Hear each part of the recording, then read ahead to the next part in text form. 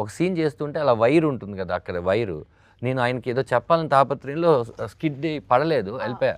వాళ్ళు ఎవరు వెళ్తారు, యార్ అంతే వాడు పడతాడు, వాడు లెగుస్తాడు, వాడు ఇలాగే ఉంటాడు, వాడిని ఎవరు డిస్టర్బ్ చేయకండి, వాడి ఇష్టం అన్నాడు. ఓ రోజు సెట్లోకి వచ్చి డైరెక్టర్ గారు ఏం కావాలి మీకు అనేసరికి నాకు షాక్ అయ్యాను నేను.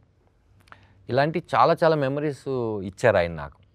ఆయన ఒప్పుకోవడమే చాలా చాలా పెద్ద విషయం అయితే, ఆయన కంఫర్ట్గా నేను పెట్టానని ఆయన అంటున్నారు. కానీ నాకు తెలుసు చలికాలం ఆయన రోడ్డు మీద పడుకోబెట్టినది నాకు తెలుసు. ఆయన రగ్గు కప్పుకొని రాత్రి 2 వరకు ఆ దోమల్లో దగ్గరికి వస్తే, రే నువ్వు చేసుకో, నా గురించి నువ్వు ఆలోచించుకో అని ఆయన చలిలో కూర్చుని తెలుసు. ఆయన ఎప్పుడు క్యారీవ్యాన్లోకి వెళ్ళిపోయి నాకు ఎప్పుడు కావాలంటే అప్పుడు పిలవని రాని ఆయన కాదు. ఎందుకంటే ఆయన ఒక డైరెక్టర్గా ఆయనకి తెలుసు కష్టం ఏంటి అని. అంత కంఫర్ట్ ఆయన ఇచ్చారు నాకు.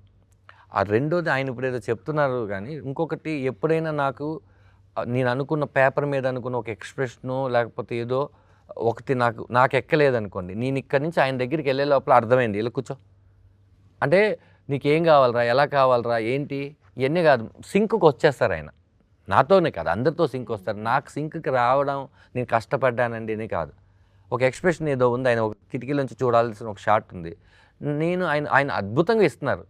నేను ఏంటంటే ముందు షాట్కి వెనక షాట్కి మధ్యలో ఉన్న కంటెంట్ అలా 2 అడుగులు లేసేసరికి రే నాకు అర్థమైంది కూర్చో ఇప్పుడు వస్తా చూడు అనుకున్నాను. ఎగ్జాక్ట్ నేను అనుకుంది వచ్చి